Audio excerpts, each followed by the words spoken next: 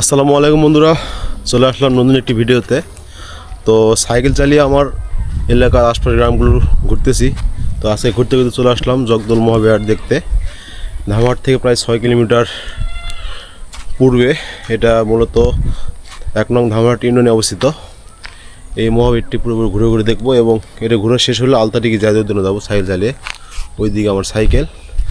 তো পুরো মহাবীরটা ঘুরে দেখবো এবং এর ইতিহাসটা আপনাদের সামনে তুলে ধরার চেষ্টা করব। বন্ধুরা, এই জগদল মহাবীরের আরেকটি নাম হচ্ছে বটরাজার রাজপ্রাসাদ। এটি মূলত যখন পাহাড়পুর নির্মাণ করা হয় তখন কার আমলে, মানে দেবপাল এবং ধর্মপাল রাজ্যদের সময় এই জগদল মহাবীরটি নির্মাণ করার উদ্যোগ নেন তখনকার রাজা। এই সেই রাজপ্রাসাদগুলো আজকালের ক্রমে ধ্বংস হয়ে গেছে। এই জগদল মহাবীরের অনেক কক্ষগুলো দেখা যাচ্ছে। এই যে এরকম খুব খুব করে একটা করে কক্ষ বানানো হয়েছিল তখনকার সময়। এই যে দেখুন, পুরো এরিয়াটা জুড়ে শুধু খুব খুব ঘর, আর মাঝখানে এরকম বাউন্ডারি ছিল। কালের বিবর্তনে আজ ধ্বংস হয়ে গেছে এই জগদল মহাবিহার।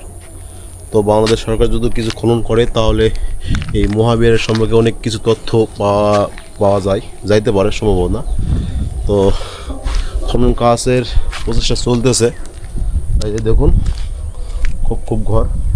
তো আমরা যদি একটু সামনে যাই তো অনেক কিছু আরও দেখতে পারবো।